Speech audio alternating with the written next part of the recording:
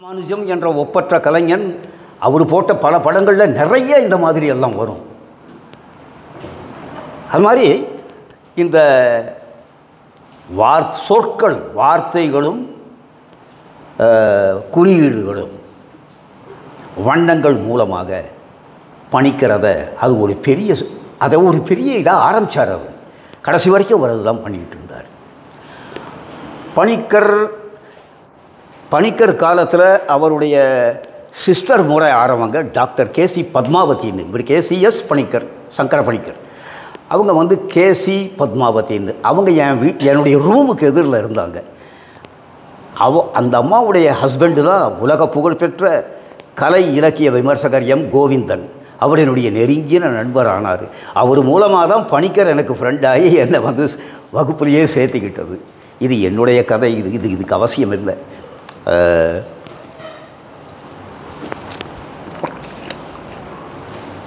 Panicker M கோவிந்தனுடைய சமேக்ஷா என்ற பத்திரிகையில்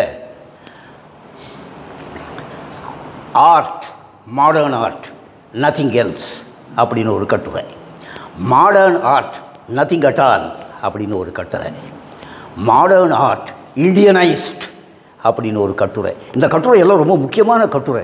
இதெல்லாம் தொகுக்கப்பட்டதா யாராவது வெளியிட்டாங்களா நூல் வடிவில்ன்றது தெரியவே தெரியாது. இதெல்லாம் சமேக்ஷா மலையாளத்தில் 3 மாதத்துக்கு ஒரு தடவை வரும், காலாண்டிதழ். 6 மாதத்துக்கு ஒரு தடவை இதே சமேக்ஷாவை ஆங்கிலத்தில் அவர் கொண்டு வருவார். அதில் இந்த 3 மாதத்தில் வந்த விஷயங்களும் அதுக்கு 3 மாதம் முன்னால் வந்த விஷயங்களையும் அது ஒன்றையும் 2ஐயும் சேர்த்து அந்த புத்தகம் வெளியிடுவார். பணிக்கருடைய மகன் நந்தகோபால் அவர் கொஞ்சம் சிற்பங்கள்லாம் செய்வார். அவரும் சோழமண்டலில் இருந்தார். அவர் பணிக்கருடைய மிகச்சிறந்த ஒரு மாணாக்கர்னு பேர் வாங்கினவர் எஸ்ஜி வாசுதேவ்னு ஒருத்தர். அவர் சில கலைப்படங்களுக்கெல்லாம் ஆர்ட் டைரக்ஷன் பண்ணியிருக்காரு. கன்னடத்தில் சம்ஸ்காரான்னு ஒரு படம் கிரீஷ் கார்னாட் ஆக்ட் பண்ணது, அந்த படத்துக்கு ஆர்ட் டைரக்ஷன் அவர் தான் பண்ணார். காடுன்னு ஒரு படம், அதுவும் கார்னாடோடைய படம், அதுக்கும் அவர் தான் பண்ணார். அப்புறம் அவர் 2 சீரீஸ் மெய்துனான் ஆணும் பெண்ணும் இருக்கக்கூடிய ஒரு நிலையை அவர் போட்டார். உங்களுக்கு அடுத்து ஒரு சந்தேகம் வரும், நவீன ஓவியம்னா என்ன, அது அவ்வளவு சுதந்திரம் ஒரு ஓவியனுக்கு வேணுமான்றதை நான் விளக்குறேன், அப்புறமா அது சொல்லிடுறேன். அதை மோனிகா அதை ரொம்ப அருமையாக எழுதியிருக்காங்க, அதை சொல்லி ஆகணும். அதை ஒரு பெண் ஓவியர், ஒரு பெண் ஓவிய ஆசிரியை சொல்லுவது தான் ரொம்ப இம்பார்ட்டண்ட். அதனால் அதை அப்புறமா சொல்கிறேன். இந்த எஸ்ஜி வாசுதேவ் மரங்கள் அப்படின்ற ஒரு சீரீஸில் நிறைய பெயிண்டிங் பண்ணார், ட்ரீஸ். அதுக்கப்புறம் மெய்துனா ஆணும் பெண்ணும் நெருங்கி இருக்கின்ற ஒரு கோலத்தை வச்சு நிறைய பெயிண்டிங் பண்ணார். அதுக்கப்புறம் அவர் இந்த ஆங்கிலம், கன்னடம், தமிழ் 3லையும் கவிதைகள் எழுதி கொண்டிருந்த ஏகே ராமானுஜன் உங்கள் கேள்விப்பட்டிருப்பீங்க. ஒரு உலக புகழ்பெற்ற இந்திய கவிஞர். அவருடைய கவிதைகளுக்கெல்லாம் அவர் படம் போட்டார். அவர் இறந்து போன பிறகு அவர் நினைவாக பெங்களூரில் ஒரு பெரிய எக்ஸிபிஷன் வச்சார். வாசுதேவ் தான் அதில் ஈடுபட்டு தன்னுடைய ஓவியங்களை எல்லாம், அதுக்காக நிறைய வரைபடங்கள், கோட்டோவியங்கள், கரெக்டாக தான் சொல்கிறேன், கோட்டோவியங்களை போட்டு அதில் சேர்த்தி உண்டு இது வச்சார். இது எல்லாமே கேசிஎஸ் பணிக்கருடைய ஒரு தொடர்ச்சின்னு தான் நாம் வச்சுக்கணும். கேசிஎஸ் பணிக்கருடைய செயல்பாடுகளின் ஒரு தொடர்ச்சி தான் வாசுதேவ் ராமானுஜத்தினுடைய படங்களை விட அவருடைய கவிதைகளை எல்லாம் அதில் சேர்த்து எழுதி அதை கேன்வாஸ் மாதிரி பண்ணி போட்டதெல்லாம் இது எல்லாமே அவருடைய வகைமை.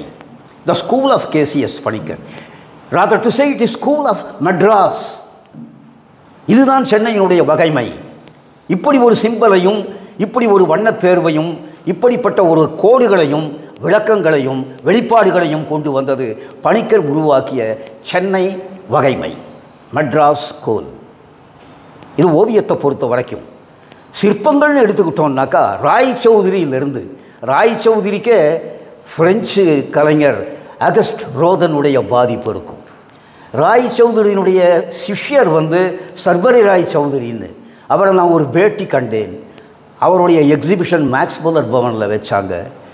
அவருடைய சிற்பங்களும் ரொம்ப அற்புதமாக இருக்கும். ஆனால் அவரை பற்றி யாரும் கொண்டாடவே இல்லை. ராய் சௌதரியை கொண்டாடிய அளவுக்கு சர்வரி ராய் சௌதரியை கொண்டாடவில்லை. அவரும் அங்கே சாந்தி நிகேதனுடைய டைரக்டராக இருந்து இது பண்ணார்.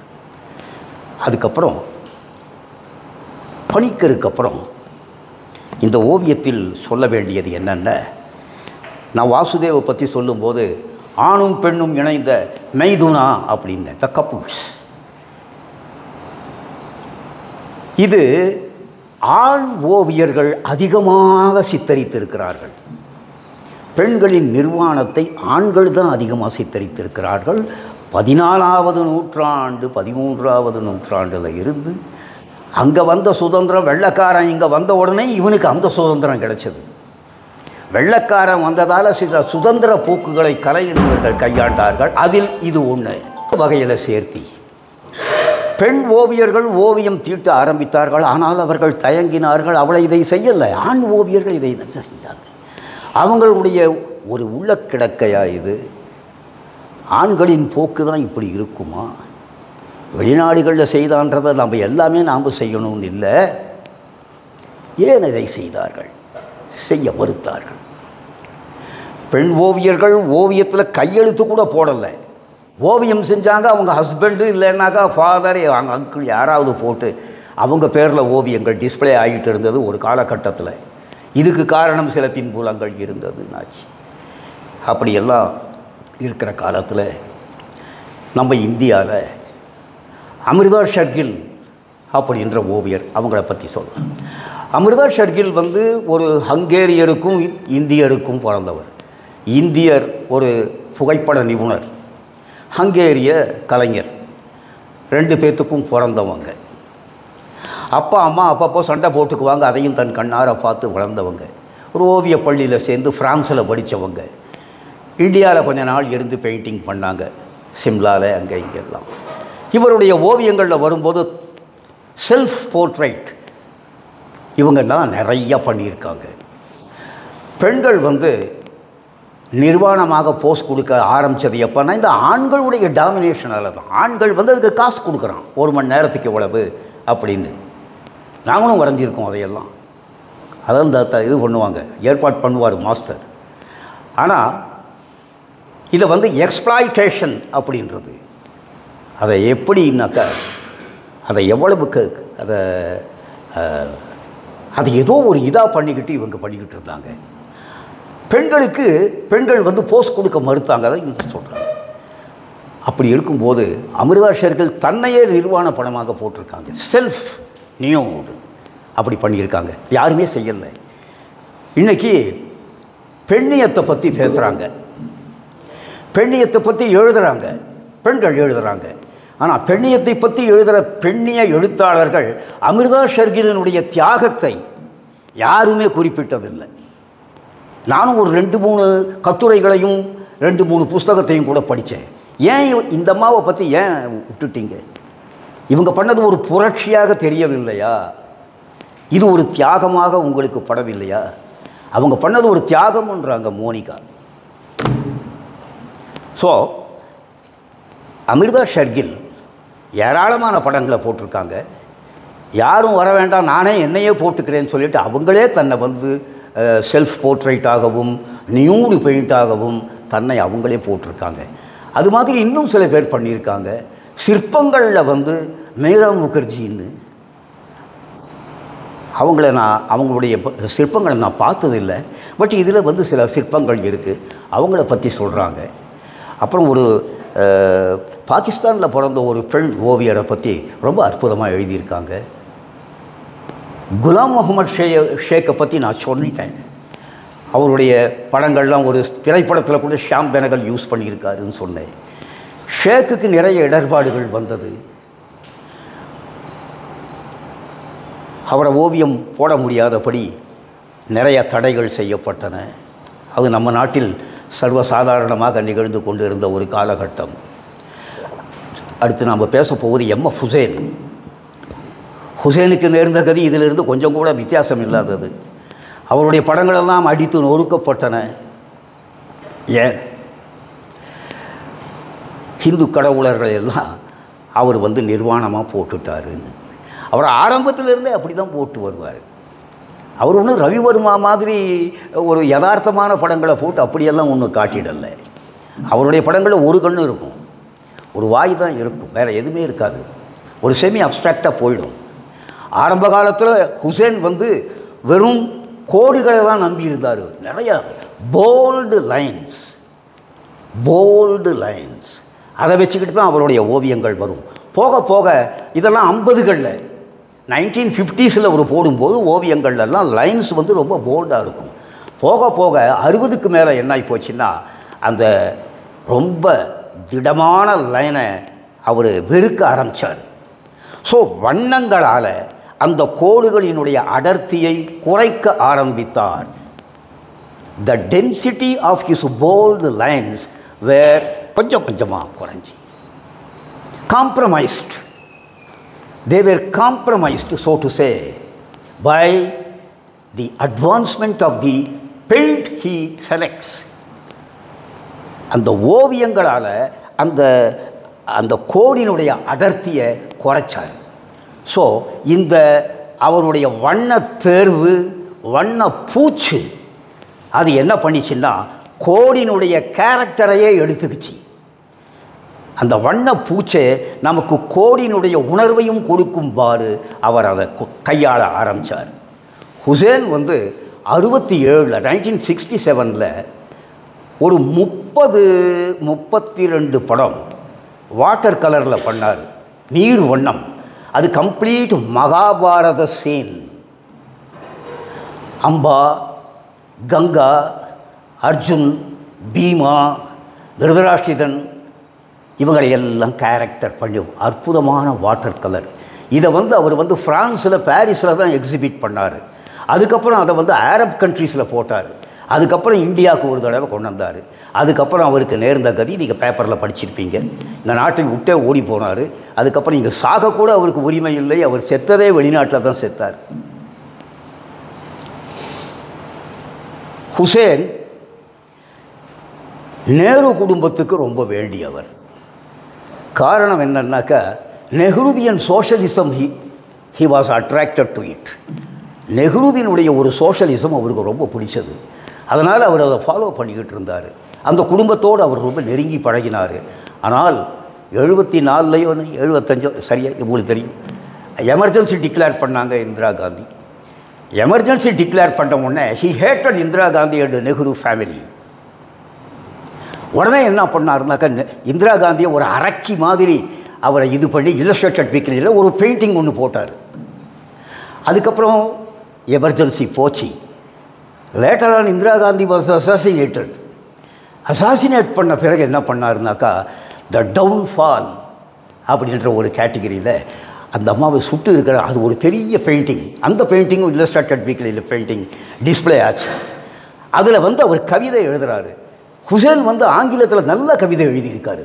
ஒரு கவிதை தொகுப்பு கூட வந்திருக்கு. அவர் வந்து இந்த கவிதை எழுதுகிறாரு. இப்படியெல்லாம் நடந்தது, இப்படியெல்லாம் ஆச்சு, ஒரு மனிதனுக்கு இப்படியெல்லாம் நேரக்கூடாதபடி நாம் தான் பார்த்துக்கூடாது, நம்முடைய நிலைமையை நாம் தான் உருவாக்கிக்கிறோன்ற மாதிரியெல்லாம் அந்த போயிட்டு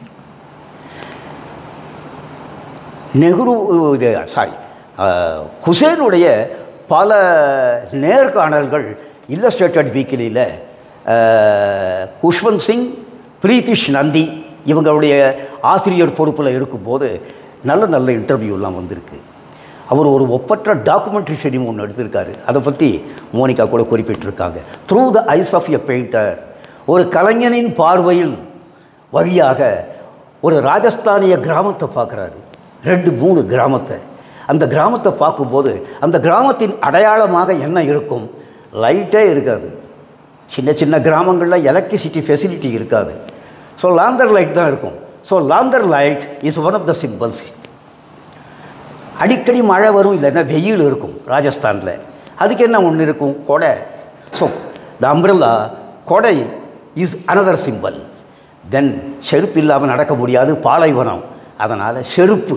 இவர் தன்னுடைய செருப்பையே அதுக்கு மாடலாக வச்சு இதை ஒவ்வொரு ஃப்ரேம்லையும் சட்டகத்திலையும் இது 3 வந்து போகும். இப்படியாக அது 1 மணி 1.25 மணி நேரம் ஓடக்கூடிய ஒரு டாக்குமெண்ட்ரி ஃபிலிம், ஒப்பற்ற documentary film through the eyes of a painter. அது இன்றைக்கி எங்கே இருக்குதுனாக்கா நியூயார்க்கில் modern art, the museum of modern ஆர்ட்டில் சத்யஜித் ரேயுடைய படமும் இருக்குது, மிருனால் சென்னுடைய படம் இருக்குது, மணிக்கவுலுடைய படம் இருக்குது, எம்எஃப் ஹுசேனுடைய டாக்குமெண்ட்ரியும் இருக்குது. இது ஒரு பெரிய பாராட்டு எம்எஃப் ஹுசேனுக்கு. நான் இதெல்லாம் முடித்த பிறகு என்னுடைய முக்கியமான ஒரு மனிதர் கேஜி சுப்பிரமணியம். கேஜி சுப்பிரமணியம் கடைசி வரைக்கும் இதில் இருந்தார். கொஞ்ச நாள் பரோடாவில் இருந்தார். காளிதாஸ் சம்மான், அது ஏதோ ஒரு விருந்து அவர் வாங்கினார். காளிதாஸ் சம்மான் வாங்கினார். சரஸ்வதி சம்மான் மாதிரி காளிதாஸ் சம்மான்ன்றது கலைஞர்களுக்கு கொடுக்கக்கூடிய ஒரு விருது, அதை வாங்கியிருக்காரு. அவரும் வந்து சாந்தி நிகேதனில் இருந்திருக்காரு. அவர் படித்ததே மெட்ராஸ் பிரசிடென்சி காலேஜ் தான். நம்ம மெட்ராஸ் பிரசிடென்சி காலேஜில் ஒரு பொருளாதாரம் படிக்கும்போது அவர் கொஞ்சம் ஸ்ட்ரைக்கெல்லாம் பண்ணிவிட்டார். அதனால் அவரை என்ன பண்ணிட்டாங்க, நிறுத்திட்டாங்க. அதுக்கப்புறம் ஒரு நந்தாலால் போஸ் வந்து அவரை சாந்தி நிகேதனுக்கு வர சொன்னார். மறுபடியும் வந்து இதை படித்து பட்டம் வாங்கிட்டு அங்கே போய் அவர் படிச்சிருக்காரு. படிச்சுட்டு அங்கேயே வேலை பார்த்துருக்காரு. நிறைய ஓவியங்களை தயார் பண்ணியிருக்காரு. நிறைய ஓவியங்களை போட்டிருக்காரு. எனக்கு அவருடைய ஓவியங்கள் என்னன்னாக்கா, அவர் வந்து இந்த வடக்கு மலபாரை சேர்ந்தவர். வடக்கு மலபாரை சேர்ந்தவர்களுக்கு he is quite often exposed to Theyyam என்ற ஒரு ஆர்ட் கலை. கேரளாவில் அது வந்து இளம் தென்னை ஓலை நீங்கள் பார்த்துருப்பீங்க. வெள்ளையாக இருக்கும். இளம் மஞ்சளும் கொஞ்சம் பச்சையும் சேர்ந்துருக்கும் இல்லையா? அந்த ஒரு ஓலையை கொண்டு பின்னி உடம்பெல்லாம் போட்டுக்கிட்டு ஆடக்கூடிய ஒரு ஆட்டம் தெய்யும் அப்படிங்கிறது. இந்த தெய்யும் இன்றைக்கி ஒரு ஓவியருடைய சப்ஜெக்டாகவே இருக்குது இன்றைக்கி வரைக்கும். அவர் என்னுடைய நண்பரும் என்னோடு இருந்தவருமான பாலன் நம்பியார். அவர் பெங்களூரில் இருக்கார்.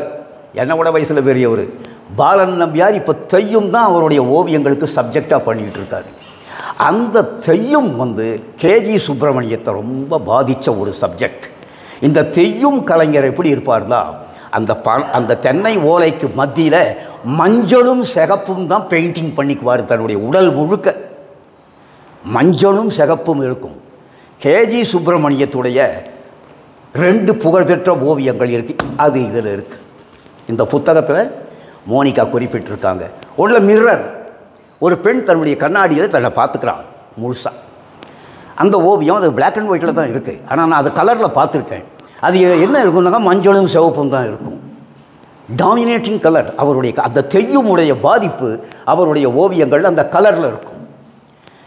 இன்னொரு ஓவியத்துலேயும் அதே மாதிரி தான் அது இருக்கும். அவருடைய வண்ணங்கள் ஓவியத்தை பொறுத்த வரைக்கும் அந்த தெய்யுமில் என்ன கலரை வந்து அவருக்கு ரொம்ப ஒரு பாதிப்பு, ஒரு அட்டாக்கிங் ஒரு இருக்கோ அதை இன்வால்வ் பண்ணிக்குவார் அவர். அதுக்கப்புறம் அவர் வந்து டெரக்கோட்டாவில் ஓவியத்தையும் 2 சேர்த்தி பண்ணுறாரு. இது இன்னும் சில பேர் பண்ணியிருக்காங்க. எனக்கு நீர்வண்ண ஓவியத்தில் ஆசிரியராக இருந்தவர் சுரேந்திரநாத்னு ஒருத்தர், பிபி சுரேந்திரநாத்ன்னுட்டு. அவர் கும்பகோணத்தில் கூட ஆர்ட்ஸ் காலேஜுக்கு அவர் பிரின்ஸிபாலாக இருந்து போயிட்டார். அவர் என்ன பண்ணுவார்னா ராவணா சீரீஸ்னு பண்ணார். ராவணர்கள் ஒரு 15-20 ராவணர்களை பண்ணார். அது ஓவியம்னு சொல்லலாம், மரச்சிற்பங்கள்னு சொல்லலாம். கேன்வாஸில் பதிக்கப்பட்ட மரக்குடைசல்கள், உட் கார்விங்னு கூட சொல்லலாம். அதை இந்த மாதிரி ஒரு மல்டி பர்பஸ், ஒரு மல்டி ஃபேசட்டட் ஒரு லுக் அதில் இருக்கும். ஆனால் மரங்கள் தான் அது இது இருக்கும். கொஞ்சம் உலோகங்களையும் சேர்த்திருப்பார். இதை நீங்கள் பெயிண்டிங்குன்னு எப்படி கூப்பிடுறது அப்படின்னு கேட்டால் இது ஒரு வகைமை ஆச்சு அப்புறம் பின்னால். அந்த மாதிரி நம்ம கேஜி சுப்பிரமணியம் என்ன பண்ணாருனாக்கா, டெரக்கோட்டா சுடுமண்ணை வந்து பிளாங்காக பண்ணார். அதாவது புடைப்பு சிற்பங்கள்னு சொல்கிறோம். அந்த புடைப்பு சிற்பங்கள் மாதிரி இவர் அதை பண்ணி அதை கேன்வாஸில் ஒட்டி அதை ஒரு எக்ஸிபிட் பண்ணியிருக்காரு. அந்த இது ஒரு புதுமை பண்ணியிருக்காரு. கேஜி சுப்பிரமணியம் நல்ல ஒரு ஆசான். அவர் அற்புதமான புஸ்தகங்கள், மூவிங் ஃபோக்கஸ் அப்படின்னு ஒரு புஸ்தகம், the best collection of his articles. அவருடைய மிகச்சிறந்த கட்டுரைகள், ஓவியக்கலையை பொறுத்த கட்டுரைகள் கொண்டது அந்த மூவிங் ஃபோக்கஸ் என்ற புத்தகம். இந்த இடத்துல நான் இன்னொரு ஓவியரை மோனிகாவோட ஒப்பிட்டு சொல்ல விரும்புகிறேன். மோனிகாவை நான் அறியும் போதே எனக்கு சைட்லேயே எனக்கு இன்னொரு ஓவியர், எனக்கும் அறிமுகமான ஒரு ஓவியர். அவங்க தான் இந்த இந்தியாவின் ஒரு நல்ல பெண் ஓவியர் ஜெயா அப்பாசாமி. ஜெயா அப்பாசாமி ஜெயா அப்பாசாமியை ஓவியம் அறிந்தவர்களுக்கு, ஓவியக்கலை சம்பந்தமாக படித்தவங்களுக்கு மனசுக்கு அது விட்டு நகரவே நகராது. ஒரு ஓவியர், ஒரு அற்புதமான ஆசிரியை, சாந்திநிகேதனில் படித்தவங்க, அற்புதமான ஒரு கட்டுரையாளர். அவங்களுடைய லைஃபு கிட்டத்தட்ட மோனிகா மாதிரியே இருக்குது எனக்கு. இவங்களுடைய வே ஆஃப் எக்ஸ்ப்ரெஷன், அந்த யானையை பார்த்தீங்க, எனக்கு அந்த மாதிரி நான் வந்து ஜெயா அப்பாசாமியினுடைய ஒரு ஓவியம் பார்த்துருக்கேன். ஜெயா அப்பாசாமி என்ற ஒரு சிறந்த ஓவியர் மோனிகாவோடு இணை சேர்க்க முடியும். கேஜி சுப்பிரமணியம் ஒரு தடவை நான் பார்த்துருக்கேன் சென்னையில்.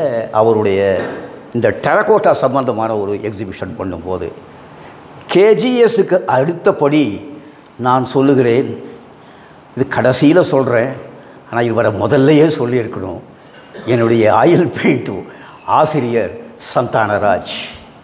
சந்தானராஜ்னு சொல்லும்போது எனக்கு இணையாக இன்னொரு ஒப்பற்ற ஓவிய ஆசிரியர் ராம்கோபாலை பற்றி சொல்லணும். இவங்கெல்லாம் மெட்ராஸ் ஸ்கூல். ராம்கோபால் என்ன பண்ணுவார்னா, வாட்டர் கலரில் மண்ணை ப்ரஷ்ஷே தேவையில்லை, வெறும் அந்த டியூபையே பிதுக்கி வாட்டர் கலர் பண்ணிட்டு போயிடுவார். அந்த மாதிரி பண்ணி அவருக்கு வேண்டியவங்களுக்கெல்லாம் தீபாவளி க்ரீட்டிங்ஸ் அனுப்பினது என்கிட்ட ஒன்று இருக்குது. அவர் எனக்கு ஒன்று அனுப்பினார். எனக்கு அவர் ஆசிரியர். ஆரம்பத்தில் அவர் வாட்டர் கலருக்கு கொஞ்சம் வந்தார். அவர் என்ன பண்ணாருன்னா, நல்ல ஆங்கிலம் பேசுவார், நிறைய மாணவர்களோட அளவலாவுவார். ஆனால் ஒன்று தெரிஞ்சுக்கங்க, இந்த ஓவியர்கள் சர்வதேச அளவில் சொன்னாலும் ஒரு ஓவியன் கூட தன்னுடைய மாணவர்களை அழைத்து தான் எப்படி போடுறோன்றதை பாருப்பா கவனிப்பான்னு சொல்லவே மாட்டாங்க. சீக்கிரட்டாக தன்னுடைய வீட்டில் ஒரு ஸ்டூடியோ வச்சுக்கிட்டு போடுவாங்க. அதுதான் ஒரு ஓவியனுடைய ஒரு வாழ்க்கை. அதை உடைத்தவர் சந்தானராஜ். சந்தானராஜ் வீட்டுக்குள்ளே போடுவார், ஆனால் ஆரம்பிக்கிறது இங்கே தான். காலேஜில் இருக்கிற அந்த ஸ்டூடியோவில் தான் அவர் போடுவார். வாங்கப்பா எல்லாம் வந்து நில்லுங்க, பார் என்ன இருக்குது கேன்வாஸ், நான் போடுறேன் பார் ட்ராயிங். இந்த ப்ரஷ்ஷையே இப்படி பிடிக்கக்கூடாதுப்பா, பேனா பிடிக்கிற மாதிரி ப்ரஷ்ஷை பிடிக்கக்கூடாது, ப்ரஷ்ஷை இப்படி பிடிக்கணும், இதனுடைய நுனியில் பிடிச்சிக்கோ, இப்படி போடு, இப்படி தான் போடணும். உன்னுடைய கை இதுதான் ஓவியத்துக்கு, இந்த ப்ரஷ்ஷை வச்சுக்கிட்டு இப்படி தான் போடணும், இப்படி போடக்கூடாது, இங்கிருந்து மூமெண்ட்டே இல்லை, உனக்கு இங்கிருந்து தான் போடணும். அதுதான் ஓவிய கலைக்கு நீ செய்யக்கூடிய வேலை, இப்படி தான் போடணும், இது இல்லைன்னு அசையாமல் இருக்கணும், போடு. போட்டியா? இப்போது நீ விரும்புகின்ற கலரால் அது நிரப்பணும். நீ விரும்புகின்ற கலர்ன்றது உன்னுடைய வண்ண தேர்வு என்ன? You must know the colour theory. கலருடைய தியரி தெரியணும். ஒரு கலர் இன்னொரு கலரோடு ஒட்டும்போது என்ன இன்னொரு கலர் கிடைக்கும். ஒரு கலரோடு இன்னொரு கலர் சேரும்போது, உங்கள் பசங்களுக்கு நீங்கள் வாட்டர் கலர் வாங்கி பசங்களை சேர்த்து பாருங்கள், இந்த கலரோட இந்த கலர் சேரும்போது இன்னொரு புதிய கலர் உண்டாகுது. அதுதான் உங்களுக்கு அப்ஸ்ட்ராக்ட் காம்போசிஷனுக்கெல்லாம் உண்டாகக்கூடிய ஒரு ஆரம்ப அரிச்சுவடி. இப்படி கலரை ஒன்றா சேர்த்தும் போது உங்களுக்கு அப்போ அது என்ன செய்யலாம், போட்ட படம் என்ன, அதுக்கு எந்த கலரை தேர்வு பண்ணலாம், அது எப்படி முடியும், என்ன ரிசல்ட் கிடைக்கும், இதெல்லாம் உங்களுக்கு உள்ள தீர்மானம் பண்ணி இவ்வளவும் சொல்லுவார். பாருங்கள், நின்றுக்கங்க, நான் போடுறேன் இனிமேல் பாருங்க பாரு. இந்த மாதிரி ஒரு டெமான்ஸ்ட்ரேஷன் யாருமே கொடுக்க மாட்டாங்க. அந்த மாதிரியெல்லாம் அவர் பண்ணியிருந்தார். அந்த சந்தானராஜ் செயின் ஸ்மோக்கிங் குடிப்பார். செயின் ஸ்மோக்கிங் பண்ணிக்கிட்டு வரும்போது அவரே கருப்பு, அவருடைய உதடு இன்னும் வயலட் கலரில் இருக்கும். ராம்கோபால் வர்றாரு ஆஸ் அ வாட்டர் கலரிஸ்ட். அவர் சந்தானராஜை ஒரு நிமிஷம் நின்றுட்டார். இப்படியே பார்க்குறாரு அவர் முகத்தையே. என்ன பார்க்குறீங்க அப்படின்றார் அவர். சந்தானம் அப்படியே உட்காருப்பார். ஒரு ஸ்டூலை கொண்டு போட்டு உட்கார வச்சுட்டார். ஒரு பேப்பரை ஒரு பையனை கூப்பிட்டாரு, பின் பண்ணி கொடு, இந்த வாட்டர் கலர் வெய் எல்லாம் பண்ணு. கிடு கிடு கிடு கிடு கிடுன்னு ட்ராயிங்கே இல்லை, ஸ்ட்ரைட்டாக ப்ரஷ்ஷில் சந்தானராஜுடைய ஃபேஸை போட்டார். அந்த உதட, அந்த வயலட் கலர் உதட கொண்டு வந்திருக்காரு. அவ்வளோ அற்புதமான ஒரு போர்ட்ரைட்டை சந்தானராஜுக்கு போட்டு சந்தானராஜ் அதை வாங்கிட்டு போயிட்டார். ஃப்ரேம் பண்ணி வீட்டில் வச்சுக்கிட்டார். அப்படிப்பட்ட கலைஞர்கள்லாம் மெட்ராஸில் இருந்திருக்காங்க. சந்தானராஜ் ஒரு ஓவியம் போட்டுக்கிட்டு இருக்காரு. இதுதான் டெமான்ஸ்ட்ரேஷன் நான் இப்போ சொன்னது. சார் என்ன போடுறீங்க அப்படின்னு கேட்டோம். ஓப்பா நின்று பாரு, உனக்கு பைபிள் படிச்சிருக்கியா, உனக்கு ஏதாவது அதனுடைய ஏபிசிடி தெரியுமா? நான் படிச்சிருக்கேன் சார், நான் படித்ததெல்லாம் கிறிஸ்டியன் இன்ஸ்டிடியூஷன்ஸ் தான். அச்சா எனக்கு நல்லா தெரியும் சார் அப்படின்னு. Very good. ப்ராடிக்கல் சன்னு ஒரு சாப்டர் இருக்குது தெரியுமா? ஒரு பகுதி தெரியும் சார், அதுதான்ப்பா போடுறேன். This is prodigal Sun.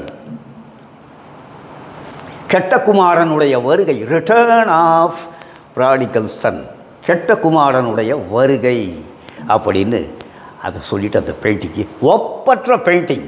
M Govindan அந்த பெயிண்டிங்கை ஒரு படம் எடுத்து தன்னுடைய சமீட்சாலையும் மறுபடியும் அவர் பிரசுரித்து இருக்கிறார்.